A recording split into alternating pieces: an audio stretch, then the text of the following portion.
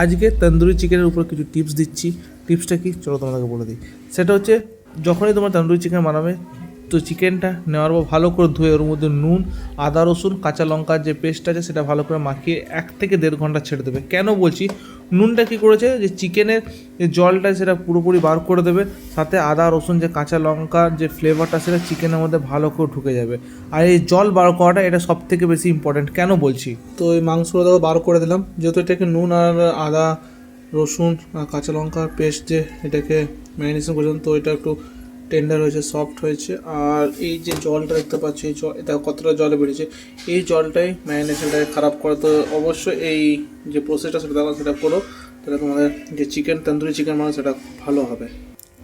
ম্যারিনেশনের জন্য আমি নিচ্ছি হ্যান্ড কার্ড, এটার মধ্যে কোনো জল নেই, এটা আমি 1 রাত পুরো ভিজিয়ে রেখেছিলাম। আর আমাদের কিছু মশলা আর একটা গোটা ডিম, এটাকে ভালো করে মাখবো।